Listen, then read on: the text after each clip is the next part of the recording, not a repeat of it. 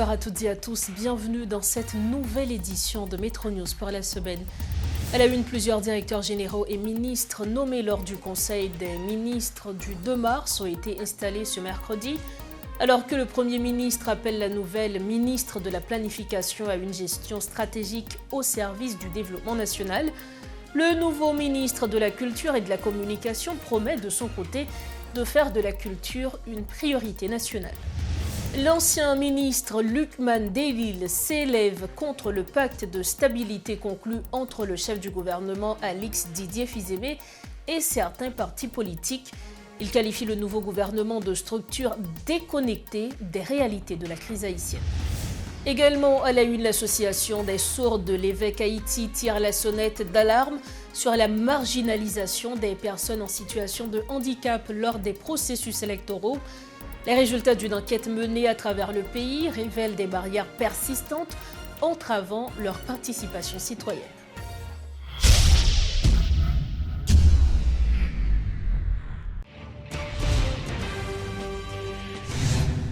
Bienvenue au développement des titres de l'actualité. Le gouvernement a procédé lors du Conseil des ministres tenu le lundi 2 mars à la nomination de plusieurs directeurs généraux à la tête d'organismes publics et stratégiques selon des sources officielles. À l'autorité aéroportuaire nationale AAN, José Bernard Mathias Chettini a été nommé directeur général. Jocelyn Pierre prend pour sa part la direction de l'Office d'assurance véhicules contre tir AVCT. Hans Célestin est le nouveau directeur général de l'Office national de l'aviation civile, OFNAC. Le Fonds d'entretien routier, FER, est désormais dirigé par Rudolf Grégoire Émile. Au ministère de la Défense, Bernard Elie est nommé directeur général. Dans un contexte de réorganisation institutionnelle, Pierre-Richard René accède quant à lui au poste de directeur général au ministère de l'Agriculture, des Ressources naturelles et du Développement rural. Plusieurs personnalités ont également intégré le cabinet ministériel, dont Marc-Élie Nelson, Stéphanie Smith, Pythagore Dumas, Vijonnet Desméraud, Marcelin Aubourg et Sandra Polémon, qui sont les 11 nouveaux ministres qui composent cette équipe gouvernementale. De quelle formation politique sont-ils issus? Rodolphe Pierre, lui, dresse un portrait partiel de chaque personnalité ainsi que de leur appartenance politique dans ce reportage spécial. Au total, 11 personnalités issues d'horizons divers composent l'équipe gouvernementale qui entoure le Premier ministre Alix Didier Fizeme. Mais qui sont-elles? De quel secteur elles viennent? Commençons par le ministre des Affaires sociales. Marc-Élie Nelson est président du Grand Rassemblement pour l'évolution d'Haïti. Aujourd'hui, il est ministre des Affaires sociales, issu du parti RED-PHTK. Stéphanie Smith est une activiste sociale engagée. Elle se mobilise pour l'équité de genre, la défense des droits des femmes et des filles. Elle est actuellement ministre du Tourisme et vient du parti AC. Parlons maintenant de Raina Forbin. Elle est la présidente de l'Association touristique d'Haïti.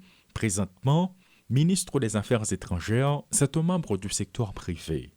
À la tête du ministère de la Jeunesse et des Sports se trouve Pythagore Dumas, l'ex-directeur de cabinet de la ministre sortante Octavius.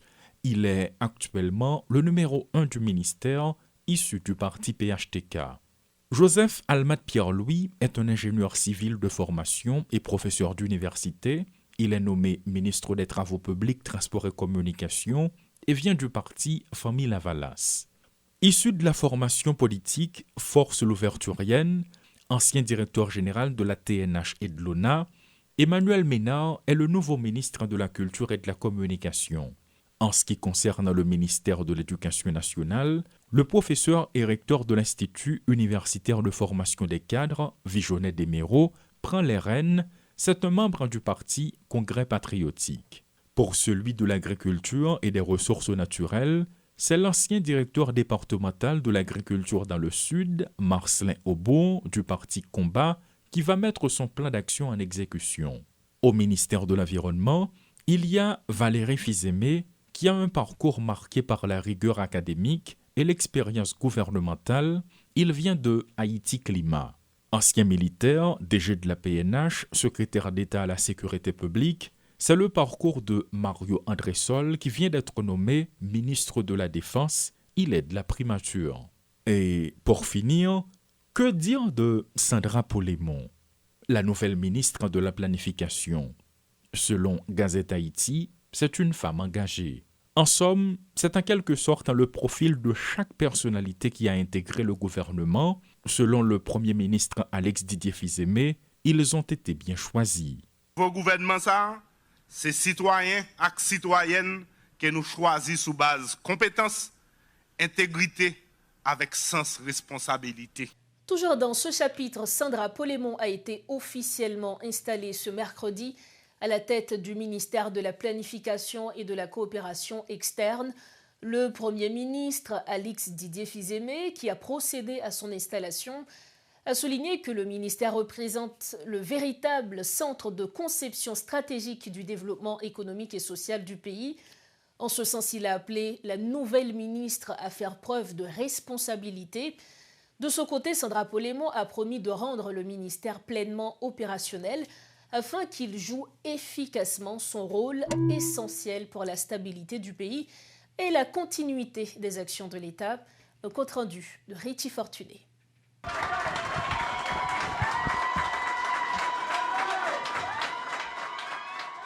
Ovationnée par les employés du ministère de la Planification, Kathleen Florestal a présenté son bilan avant de céder sa place.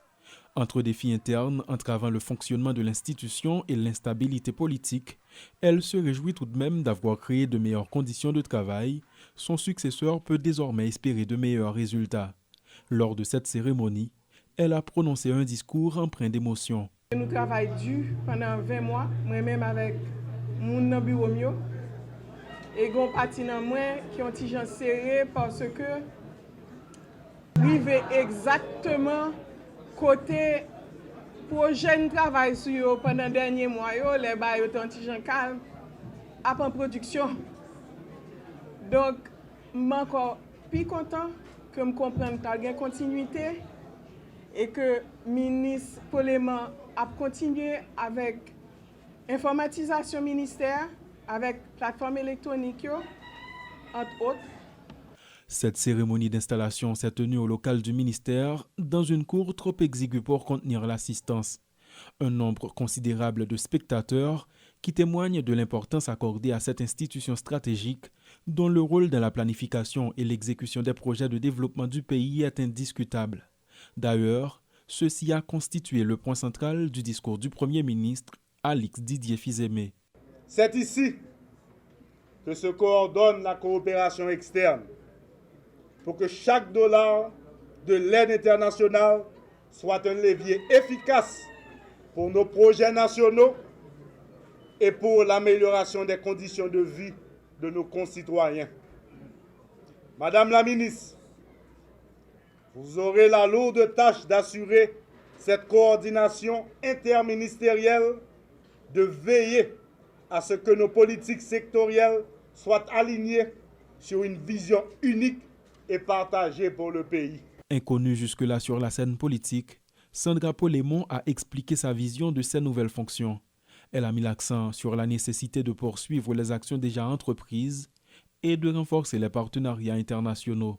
Les actions immédiates, les 15 premiers jours sont décisives. Nous engageons immédiatement la constitution de cabinets techniques opérationnels dès la première semaine. Un audit express du portefeuille des projets pour identifier les fonds dormants et les blocages. La mise en place d'un tableau de bord gouvernemental partagé avec le cabinet du Premier ministre. La validation des 10 projets prioritaires à impact immédiat. La désignation de points focaux NUD et la reprise formelle des projets actifs. Nous instaurerons un mécanisme anti-blocage. Tout projet immobilisé sera signalé et traité au niveau du cabinet. Soulignant que le MPCE représente le véritable centre de conception stratégique du développement économique et social du pays, le Premier ministre a précisé que la transition s'inscrit dans une dynamique de continuité de stabilité institutionnelle et de renforcement de la cohérence de l'action publique au service d'un développement durable, inclusif et souverain. Le docteur Emmanuel Ménard a été lui aussi installé ce mercredi 4 mars au poste de ministre de la Culture et de la Communication en remplacement de Patrick Delatour. Lors de sa prise de fonction officielle, il a également procédé à l'installation du docteur Jean-Willio Patrick Crispin comme nouveau secrétaire d'État à la communication. Dans son discours de circonstance, le leader du parti Force louverturienne réformiste a affirmé qu'il fera de la culture une priorité nationale, axée sur la préservation du patrimoine et le développement d'une industrie culturelle rentable. Sur le plan de la communication, le docteur Ménard s'est également engagé à établir de meilleures relations avec les professionnels de la presse. Un compte-rendu signé Garbijan. Le ministère de la Culture et de la Communication accueille son nouveau chef, le docteur Emmanuel Ménard. Il a été choisi il y a quelques jours par le Premier ministre Alix Didier-Fils-Aimé. Pour son optimisme, a fait savoir le ministre de la Justice, Patrick Pellissier, qui procédait à son installation à la tête de l'institution. Aujourd'hui, nous nous retrouvons encore dans une zone de turbulence. Et là, ce dont aujourd'hui j'ai une bonne dose d'optimisme, et c'est la raison pour laquelle le Premier ministre a fait choix de vous. Nous sommes dans une situation de chaos. Mais qu'avec nos valeurs, on peut transformer en un carrefour d'espérance historique. Et dans ce chaos, à mon humble avis, il y a quelque chose qui est fondamental, qui est stable dans l'instabilité. C'est une richesse transgénérationnelle qu'on a transmise de génération en génération qu'on doit protéger. C'est la culture. Désormais au pied du mur, le leader du parti Force louverturienne réformiste fait part de ses intentions. Le docteur Ménard se montre sensible aux problèmes culturels qui miment la société haïtienne. Il promet de promouvoir, de préserver et de diffuser les valeurs locales. Nous allons sortir de ce folklorisme. C'est pas venir danser, chanter, danser à son l'argent. Chanter à son l'argent. La peinture haïtienne, c'est comme le pétrole, c'est comme l'iridium.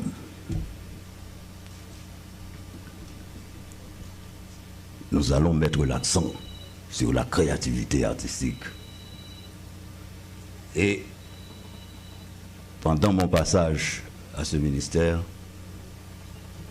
j'ambitionne de faire d'Haïti une puissance culturelle. Il s'engage à instaurer une diplomatie visant au développement d'une véritable industrie culturelle dans le pays. Ses promesses sont nombreuses, mais dès son premier jour, il a procédé à l'installation de Dr Willio Patrick Crispin comme nouveau secrétaire d'État à la communication, un poste que l'intéressé entend utiliser pour améliorer les relations des travailleurs de la presse avec le ministère de la Communication.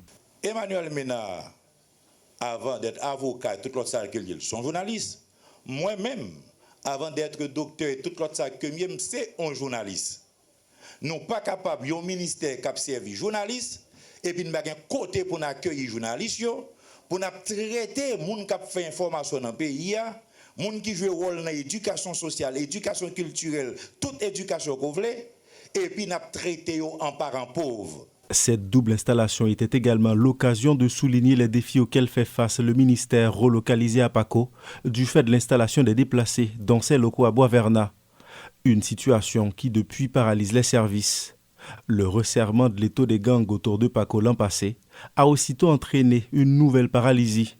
À ce jour, le ministère de la Culture et de la Communication peine toujours à retrouver son fonctionnement normal.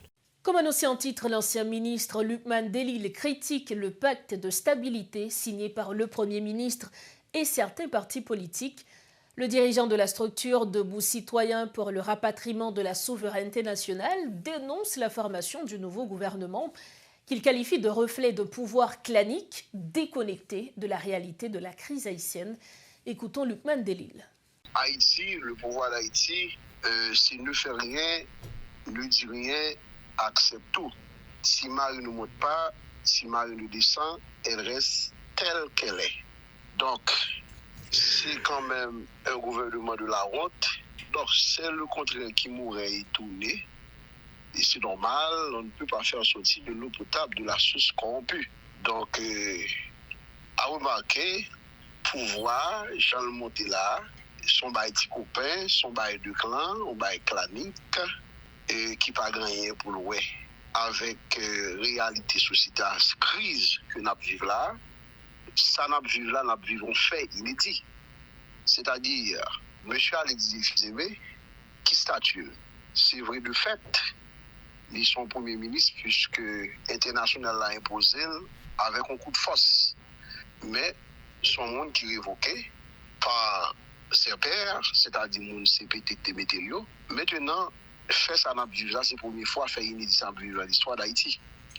Voilà un homme qui est révoqué, qui forme un gouvernement monocéphale, qui vient avec majorité monde qui était là déjà, que ce soit qui fait accord politique avec Ariel, CPT, c'est là. Eh bien, c'est samedi pour bon comment dimanche à venir. Si samedi a mal passé, ou pas qu'à espérer dimanche, on va qui va le faire. Accord politique qui soit disant que fait là. Ou des petits monde, tant que c'est monde qui va lancer la phrase, c'est nommé qui dans ligne qui va le signer. Au commencement, pas la fin. Qui date le mandat Premier ministre a fini, personne ne va connaître. Il a tenté par explication dans les médias, l'élection a fait. Qui l'élection a fait? Donc ça veut dire si l'élection n'a pas fait là 2 ans, 3 ans, il fait carré là. Donc nous-mêmes, dans la comédie, ça ne va pas jamais là-dedans, parce que si, pour nous entrer comme nous, comme ça, il faut être fait autour d'une vision, d'une philosophie, d'un projet. Et accord qui soit les enseignants, il ne pas refléter la société, c'est pas un accord qui est d'inclusion, il fait avec 100 000, avec petit groupuscule, pour qu'il y ait pouvoir. Bon, est-ce que le pays a 120 pays à devenir comme ça? Je ne peux pas dire que c'est choix mal fait. Parce que souvent, si c'est type de qualité que ça a mis au pouvoir, eh bien, c'est normal pour pays comme ça, par une génération spontanée. Une satisfaction, c'est que CPT a pas là. Et CPT a même qui mettait dans la situation ça. Les gens ont l'inscrit pour déposer des documents pour faire Premier ministre. Nous pas quoi c'est Didier Alexis Fizeme qui était plus compétent, qui était plus capable. Et bien c'est sous base de corruption que vous mettez là. Et bien on y a là, c'est normal, il n'est pas loyal avec M. CPT ou comment ça a été fini en CPT à lui-même. Donc il ne pas prendre sous base de compétences, de moralité, d'expérience dans l'État. Eh bien CPT1 où elle commence à être fini, c'est parce que M. Sayo il était venu là, il a critiqué Ariel, mais en réalité, il fait plus mal. Il n'est pas différent du docteur Ariel qui a commencé à écraser le pays. M. Delil, chaque comme des responsables politiques haïtiens qui parlé, leaders politiques haïtiens qui parlé, j'ai l'impression que nous avons un dépassement, nous pas jamais fait, comme si nous pas jamais dit nous ok d'accord, faut avancer. Ça passe, problème d'un côté, est-ce que ou pas t'inviter dans le pacte national là, ou pas de journée d'invitation? Non, nous ne sommes pas capables comme ça. Nous ne sommes pas capables d'entrer dans le bagaille si il n'y a pas de contenu, il n'y a pas de philosophie, il n'y a pas de projet. Parce que nous-mêmes, c'est le pays qui est intéressé. Nous sommes un pays en fait. Et c'est là que nous vivons. Nous avons bien fait. Parce que dans une situation aussi compliquée comme ça, ou pas de parlement, tout est situé écrasé. C'est accord, c'est consensus, c'est compromis. Mais pour ce faire, il faut dégager pour jouer, nous faire accord avec des gens qui ont plus ou moins de crédibilité dans la société et des gens qui gagnent un bon passé. Qui est-ce dans la société aujourd'hui à mettre des lignes que nous avons identifiés comme des gens qui ont un profil sordia? Nous avons plus de monde nous connaît. Qui t'aime tout? Haïti, et ouais, nous toujours fait, c'est que nous prenons Haïti pour Port-au-Prince et 10 départements gagnés. Si nous cherchons bon monde dans le pays, nous connaissons là. Nous ne pouvons pas observer avec eux parce que le système Alexandre Pétion est institué, le système présidentialiste depuis 1806 après l'assassinat de Jacques Dessalines, c'est le même système ça qui a continué, qui est basé sur l'exclusion et corruption. Donc si nous connaissons, il ne peut pas mettre en poste pour le faire côté le Bali, pour le manipuler les gens à des faits malhonnêtes et personnels, il ne peut pas observer avec eux. C'est comme ça là. Son clan, on va voir sur le clan de Préval qui a. Monsieur imité, iniquité, vérité, la valasse, soit presque même mounio. Donc ça veut dire que monsieur prend pays en otage. Même gouvernement qui est là, c'est toujours là, même CSPN qui est là, ou c'est même mounio tout encore qui soit qu'à espérer, pas qu'on paye avec espérer. Rien absolu du profil gouvernement qui est là. Pour refermer la page nationale de Métro News, l'association des sourds de l'Évêque Haïti dénonce la mise à l'écart des personnes en situation de handicap lors des élections dans le pays. Une enquête réalisée par l'organisation dans 8 départements révèle que de nombreuses personnes vivant avec une déficience sont confrontées à divers obstacles qui limitent, voire empêchent l'exercice de leur droit de vote. Lors d'une conférence de presse, Jean-Caleb Baptiste, responsable des relations publiques de la structure, a plaidé en faveur d'une meilleure reconnaissance et d'une inclusion effective de cette catégorie de citoyens dans le processus électoral. Enquête l'a révélé gagné 85,3% dans répondants qui ont 4 identifications nationales. Pourtant, c'est 34,2% dans eux qui ont participé dans l'élection. Enquête l'a révélé tout. Votants handicapés traverser un pile obstacle pour arriver à exercer droit à vote. Plus passer un tiers déclaré centre vote là pas accessible pour eux. Ça veut dire qui gagne escalier qui pas gagne rampe. Gagne porte bureau qui trop petit pour chaise roulante passer et la trier. 17,1% nan rejoindre grosse difficulté de transport pour arriver dans centre là. Et donc ça veut dire en Haïti les gagne élection et pas gagne en pile machine en circulation et ça qui en circulation yo pas vle et prend chaise roulante monde qui sous chaise roulante. Gagne 53,5% dans participants qui rapporté pas de gain information électorale dans format qui est accessible pour eux. Ça veut dire yon monde qui soude même avant le voter, li pas joindre débat télévisé, information sur réseaux sociaux qui te dit mais qui j'ai organisation et élection à organiser et dans langue signe. Ça veut dire information transmettre sans interprétation dans langue signe. Te gen manque assistance, gen 10% dans votant yo, 10,6% alors dans votant yo pas recevoir aucune aide. Ça veut dire gen moun qui non voyant qui pas joindre aucun moun qui pour entrer dans salle pour le voter, à côté pour le voter. Et gen 55,8% qui te jeune accompagnement qui dit accompagnement était mal fait. C'est la fin de cette édition de Métro News. Avant de partir, le rappel des principaux titres à la une de ce soir. Plusieurs directeurs généraux et ministres nommés lors du Conseil des ministres du 2 mars ont été installés ce mercredi. Alors que le chef du gouvernement appelle la nouvelle ministre de la Planification à une gestion stratégique au service du développement national, le nouveau ministre de la Culture et de la Communication promet de son côté de faire de la culture une priorité nationale. L'ancien ministre Luc Mandélil s'élève contre le pacte de stabilité conclu entre le chef du gouvernement Alix Didier Fils-Aimé et certains partis politiques. Il qualifie le nouveau gouvernement de structure déconnectée des réalités de la crise haïtienne. Et puis l'association des sourds de l'évêque Haïti tire la sonnette d'alarme sur la marginalisation des personnes en situation de handicap lors des processus électoraux. Les résultats d'une enquête menée à travers le pays révèlent des barrières persistantes entravant leur participation citoyenne. Voilà ce qui referme cette édition de Métro News. Merci de votre fidélité. Merci également pour la confiance que vous nous accordez. On se retrouve demain soir. Prenez soin de vous. Bonsoir.